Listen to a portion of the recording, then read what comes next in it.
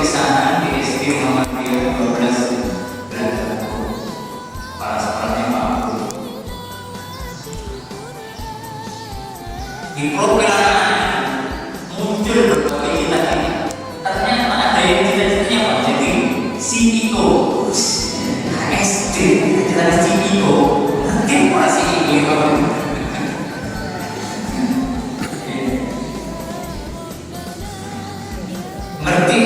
Ngertinya apa? Drajin sama driver ya.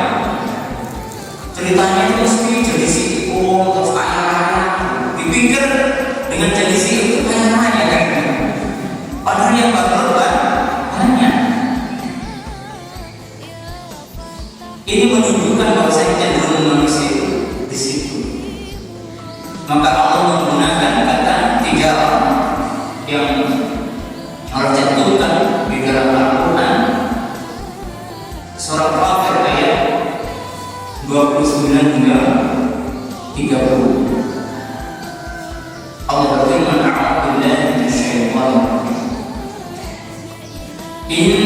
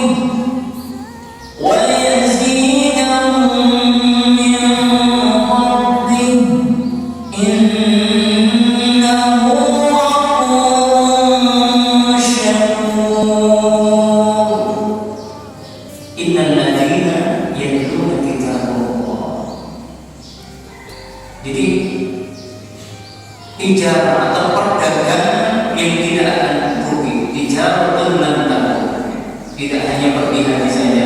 Orang yang pergi haji juga mendapatkan peluang, karena memang orang pergi haji apa isinya? Ya sholat, kemudian juga baca Al-Quran, kemudian juga bersedekah. Memang tiga itu ya pertama. Jadi yang pertama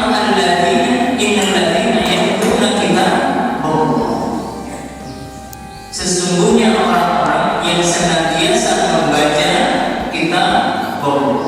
Allah menggunakan kata yatluna yang sirotnya atau bentuk kalimatnya dalam bahasa Arab fi'lun mudhari'. Ada yang orang belajar nahwu sama Allah ada. Apa makna fi'lun mudhari'?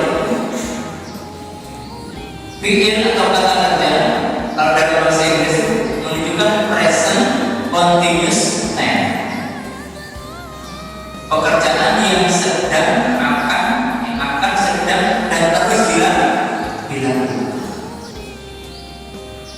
Makanya membaca Al-Quran menjadi tijarah berlaku apabila kita lakukan setiap hari, tidak sepekan sekali saja. Kalau sepekan sekali belum masuk di situ, karena kontinuitas. Ahabul amal ilallahi ma dama. Hadis ini sering saya ulang, saya sampaikan. Amalan yang paling dicintai oleh Allah itu adalah amalan yang terus-menerus dilakukan meskipun itu hanya sedikit, meskipun itu hanya beberapa ayat, atau kalau orang tua itu mungkin setengah halaman, tapi itu dibaca setiap. Lebih bagus lagi kalau dibaca dengan terjemah merekam. Nah, itu ada ikrar, ya kan? Membaca satu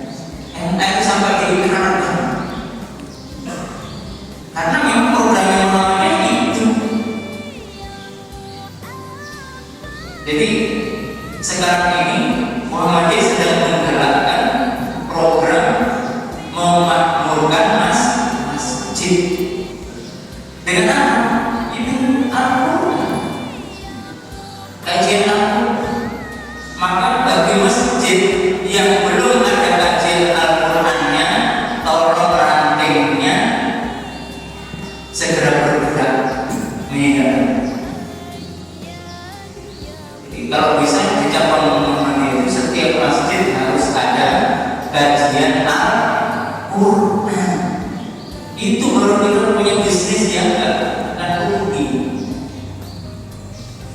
Jangan diserahkan semuanya ke majelis. Keren masuk. Saya cuma berapa orang ya? Satu nyebar, berapa nyebar, nyebar. Dan masih fungsi. Tolong takmirnya bekerja sama dengan rakyat timnya. Anda alhamdulillah sudah ada kajian. Kemarin saya direquest sama pengurus takmir, saya tolong sampaikan tentang kajian Al-Quran. Mau hari apa? Hari apa mas? Kajian Al-Quran. Di Anda. Kunjungan malam itu berarti sekaligus yang pikir. Oh iya. Mau dihadiri, diramaikan. Jadi yang dimaksud dengan Islam berkemajuan ala Muhammadiyah. Di bawah tulisannya. Besok lagi sebelum ya mas, nggak kita. Muhammadiyah mencerahkan, dan berkemajuan, mencerahkan. Jadi lambangnya jangan tanya. Matahari kalau bermuncul pasti cerah. Itu sebagai simbol bahwasanya kita ini agama ini kalau berupaya menjalankan Islam yang sebenar-benarnya, maka hidup kita akan menjadi cerah. Nah, di antara bukti kita menjalankan Islam yang sebenarnya membaca Al-Quran setiap hari, setiap pekan sekali kita. Saya mulai itu sebelum di kantor ya, cuma baru ngaji. Alhamdulillah dari baru selesai itu, saya bersih. Kemudian mulai meluas sampai ke Kopeng, juga Al-Fajar, Sumbrasri. Sumbrasri itu ada 3 masjid. Setiap pekan saya di 3 masjid di Sumbrasri. Kemudian di Masjid Al-Amin. Kemudian di Musola Al-Marhum. Musolanya kecil tapi dengan berkah jalan terus setiap pekan. Kadang yang Kempang, kadang di Gajah, kadang di Sumbawa. Anda coba mas Supri aja. Anur kemarin ditetapkan sebagai masjid percontohan tingkat kabupaten. Jadi ada 3 masjid, yang pertama Anur, yang kedua Masjid Jalan, kemudian yang ketiga Rogo Jambi, sekitar Rogo Jambi. Makanya fungsi dari takmir, dari kata amal yu'amiru takmiran, artinya memakmurkan. Jadi memakmurkan masjid tidak hanya sekedar mengisinya dengan sholat 5 waktu, tapi kalau bisa seperti Masjid Joko Tarian itu dan masjid muda. Jadi yang makmur itu bukan hanya dalam masjidnya, tapi warga sekitarnya juga makmur. Insya Allah kalau kita benar-benar mau pengen warga, maka untuk berangkat haji itu insya Allah senang. Kalau di Masjid Al-Fajar Purworejo itu ibu-ibu itu bawa masing-masing, ada yang bawa kolak, ada yang bawa sayur sop, ada yang bawa kadang sate, ada yang bawa gulai, macam-macam, ganti kue, bisa senang-senang gitu. Kadang ada yang bawa macam-macam, ada yang bawa nasi. Jadi setelah ngaji bareng makan bersama. Jadi ininya juga diisi, hatinya diisi, perutnya diisi. Itu baru mantap. Kurang-kurang sekitar orang yang sudah tapi dia makan. Ya tuna kita. Jadi ternyata dari ngaji dampaknya luar biasa. Di Sumbrasri itu sebelum ada kajian itu masih tak terlalu terus temboknya terlalu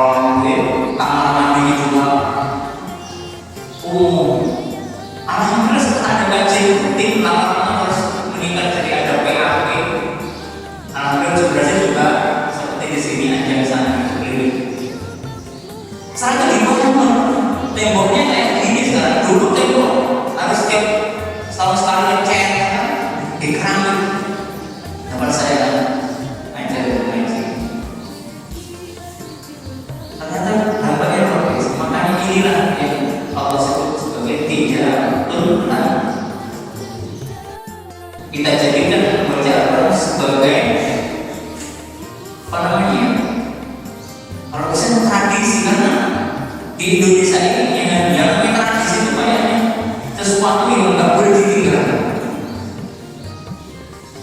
Tapi ngaji kok nggak sampai seperti itu. Ninggalin ngaji kok enteng banget ya. Ninggalin sesuatu yang bahaya itu enteng. Tapi mempertahankan dua ini butuh ya kita. Kayak hidup dan mati. Mati-matian membela Buddha. Maka kita sebagai seorang muslim, sebagai orang yang beriman, yang harus kita tradisi ini membaca Al-Quran. Dan Allah itu sudah menjanjikan keutamaan yang besar.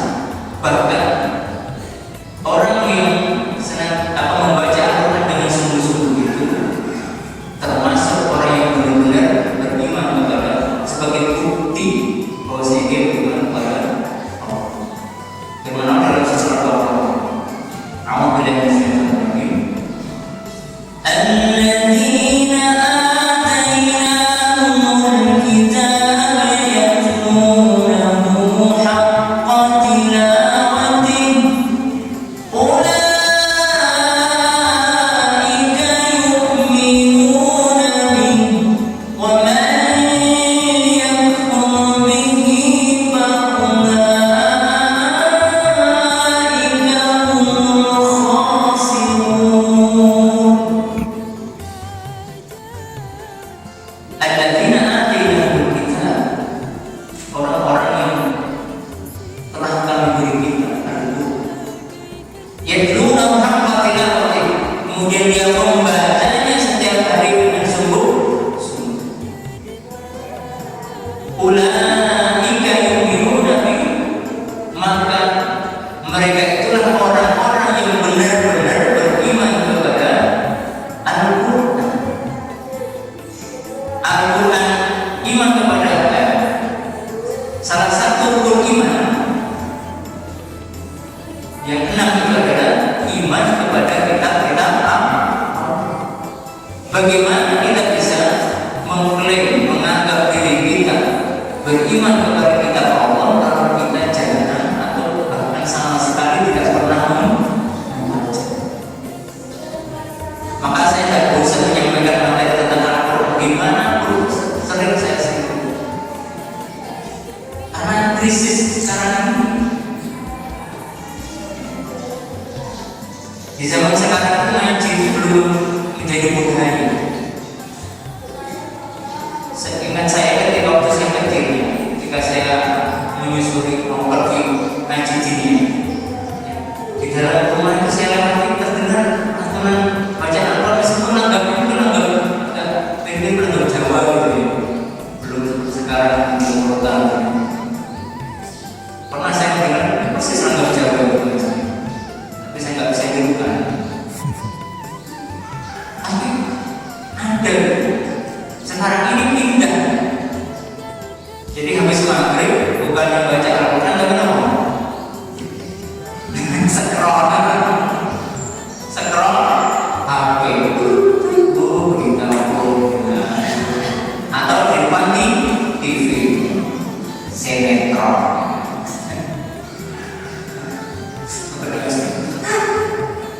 Padahal pura-pura diikuti. Coba kita menangis itu kan ngaji.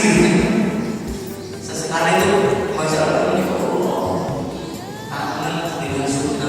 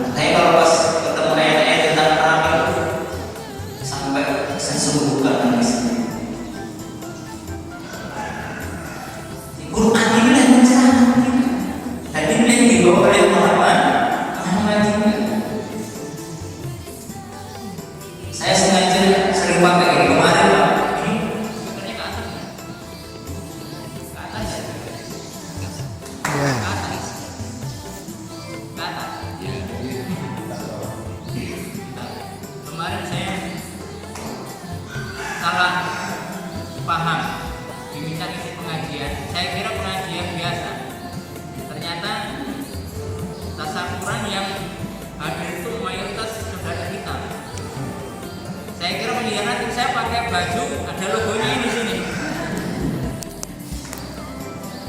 Kata teman rumahnya, kok kendor saja Pak? Karena saya percaya yakin yang kita bawa ini adalah ajaran yang mencerahkan matahari. Jadi sampai ada bang, tak tenang loh, tak tenang oh masih belum. Ternyata saudara kita itu di situ minoritas.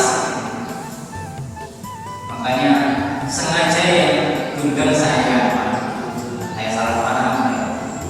Tapi alhamdulillah. Jadi kita itu mencerahkan dengan apa? Dengan ajaran Islam. Kita beri kabar gembira pada saudaraku, jangan khawatir. Susah kita di dunia ini hanya sebentar.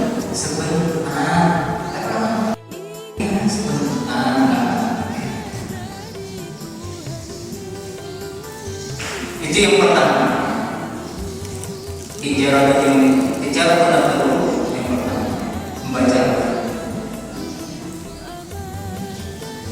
Kemudian yang kedua, wa aqamus shalah. Allah menggunakan kata aqama yuqim, tidak menggunakan langsung wa yusallu atau wasallu. Ini menunjukkan dalam kita melakukan ibadah salat, kita harus berupaya untuk menegakkan salat itu dari mulai pra sampai pasca, pra pas pelaksanaan sampai pasca pelaksanaan. Itu menegakkan salat itu. Seperti ketika kita merencanakan sebuah usaha bisnis, yang pertama disiapkan apa? Kalau bisnis ini yang disiapkan apa? Modalnya dihitung dulu. Ini jenis usaha. Kemudian untuk operasional berapa, untuk keamanan investasi berapa, dan lain sebagainya di situ. Barulah bisnis dimulai dan dijalankan. Bisnis saja seperti itu, kita perencanaan. Bagaimana dengan sholat kita?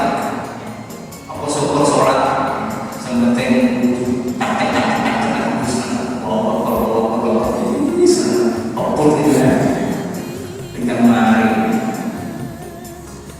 tidak. Makanya Allah menggunakan kata aqam itu supaya kita sholat itu benar-benar kita persiapkan. Kalau saya biasanya usahakan itu ketika setelah bekerja fisik mandi. Kecuali kalau kerjanya ringan. Kalau kerja fisik saya usahakan sholat mandi. Habis nyangkul, bersih kebun, mandi dulu. Biar apa? Seger dan wangi. Jadi kalau bisa kita menghadap Allah itu jangan bersama bau keringat. Pergi ke pasar mau jajan-jajan, pergi ke pasar gitu ya. Naik kapal masa sholat pakai sekedarnya aja. Jadi mulai perannya sebelum disiapkan supaya kita tenang. Kalau ada kompor yang masih menyala dimatikan dulu. Kalau ibu saya pernah jadi tim sayur ditinggal wudhu, habis wudhu sholat. Oh ini nggak perlu senang. Nah itu bahaya. Perang itu ada betul-betul kita siapkan. Jadi kita pastikan sesuatu yang mengganggu sholat itu kita minimalisir. Habis berantem sama seorang, lepas dulu. Ya Allah,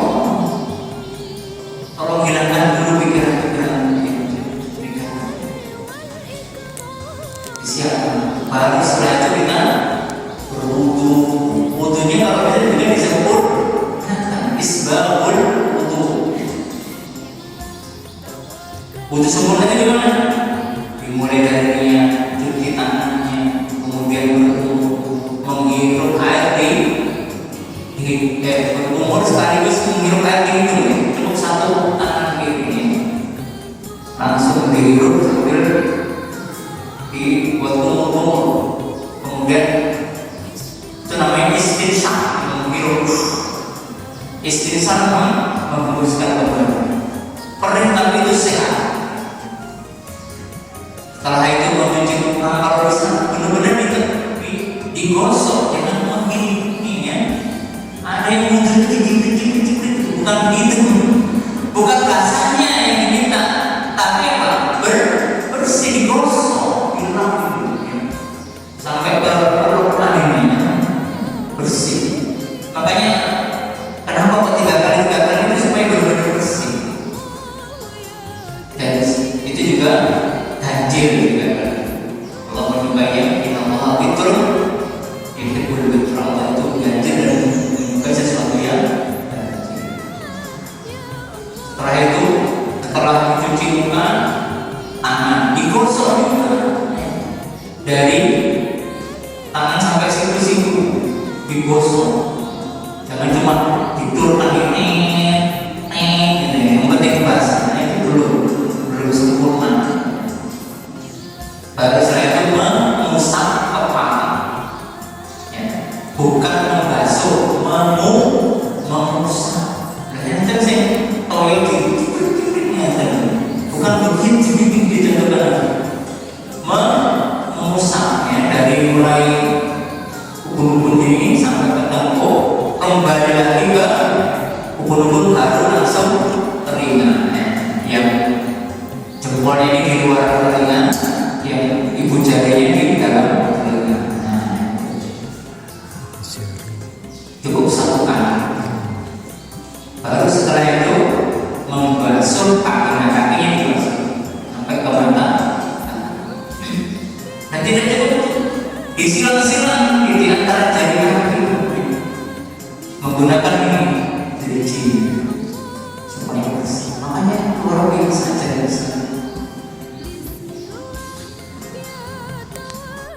pakaiannya bagus, bisa pakai wangi. Saya itu setiap hari kalau punya wangi itu saya bawa di tas saya kemana pun saya pergi, di musola bukan. Jadi Allah itu sangat baik membantu anak-anak. Karena dulu sebelum nikah perkenalannya dengan apel. Kalau saya nggak pernah kan apel itu siap-siap wangi bersih. Masa kita mau bertemu dengan Allah kekasih sejati yang tidak pernah mengkhianati seperti dia yang meninggalkan saat putus sekali. Kalau Allah nggak akan meninggalkan kita, kenapa kita sia-siakan kekasih itu? Beliaulah yang selalu membantu sholat itu. Kenapa kok dia tidak bangun pagi? Ditunggu sama Allah SWT. Maka begitu kita sudah rapi takut Allah, hanya Allah yang bisa. Mulai kita berkontemplasi mengharap ampunan dari Allah. Isi sholat itu kan doa semuanya. Jadi sholat itu luar biasa manfaatnya. Yang 5 waktu diibaratkan kita memiliki rumah di depan sungai, di depan sungai, depannya ada sungai. Yang setiap hari kita gunakan untuk menyiram tanaman, untuk makan, untuk minum, untuk mandi. Jadi selalu bersih gitu. Makanya dosa-dosa kecil itu cukup dengan sholat fardu selesai habis bersih. Maka bagi yang punya dosa besar, itu baru kita pakai sholat tahajud. Jadi pernah punya dosa besar masih bisa dihapus dengan cara sholat tahajud. Surat Al-Isra ayat 79. A'udzu billahi minasyaitonir rajim.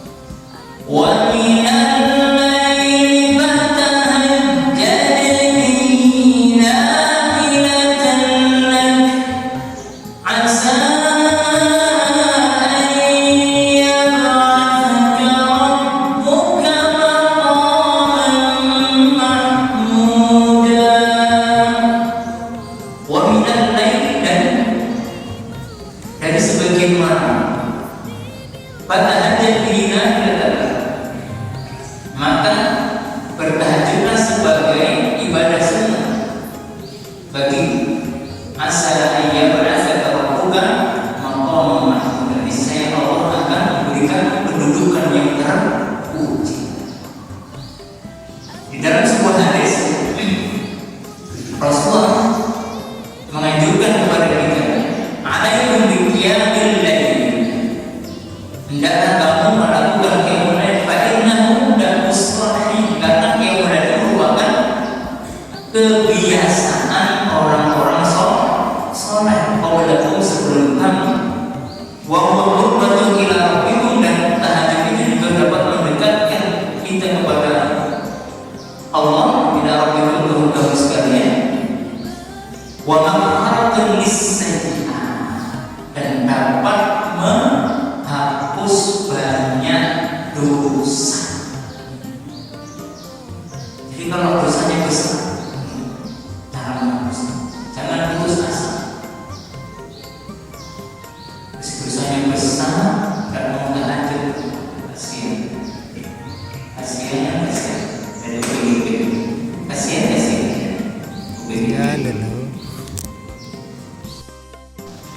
kesetiaannya gitu. Iblis ketika ada proyek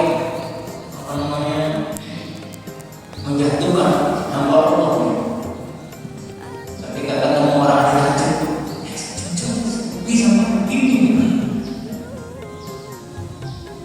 Makanya mari kita jadikan sholat ini perdagangan atau bisnis yang utama dalam hidup kita. Insya Allah, kalau kita merelakan hidup kita untuk Allah Subhanahu wa Ta'ala, maka sangat mudah bagi Allah untuk memenuhi segala kebutuhan kita. Tinggal 7 menit dari hari. Yang terakhir, yang ketiga, wa anfaqu mimma razaqnahum sirran wa alaniya. Yang ketiga, berinfak. Juga pilar perjuangan kita di Muhammadiyah itu luar biasa, infak. Meskipun hari ini kita sudah infak, nanti ada pengumuman lagi sumbangan kegiatan apa semangatnya kurban ya apa namanya, Becek Purworejo masih belum ada yang menandingi pertemanan cabang Purworejo sekarang senompor gitu. Nah kita pertahankan infaknya, dan Allah itu selalu menyertakan apa namanya dirinya dalam ungkapan rezeki rozaqna. Nah itu kan Allah untuk mengingatkan kita bahwasanya rezeki yang kita dapatkan itu adalah pemberian, bukan sekedar hasil kerja keras kita. Walaupun kita bekerja keras, tapi kalau Allah belum memberikan rezekinya, maka kita berdoa. Begitu kita mendapat, kita sangat berdoa, alhamdulillah. Pertama bersyukur, alhamdulillah ya Allah, terima kasih ya Allah. Meskipun hamba ini banyak dosa, Engkau masih melimpahkan rezeki kepada hamba. Malu kadang-kadang kita sama Allah. Ibadahnya tidak seberapa, tapi penjalunya ya Allah, kalau bisa beri sawah ya Allah. Sudah dapat sawah ya Allah, insya Allah saja tidak cukup ya Allah. Begitu punya kendaraan yang tidak berjalan ya Allah, mobil masih kayak mobil, rumahnya kurang bahas, rumah terus gitu. Manusia begitu. Jauh lebih besar ya kita diselamatkan dari mara bahaya. Harusnya kecelakaan karena kita rajin sedekah, nggak jadi. Tiba-tiba pesawatnya mau, berarti untuk memotivasi yang lain. Kalau tidak disebut nama, menjaga hati. Nah, jangan hatinya sudah kuat, nggak apa-apa sebelumnya. Nggak usah bawa, padahal 1 miliar, nggak usah bawa. 1 miliar, aku nggak sadar ya. Orang berapa nggak sadar? Sudah 40%.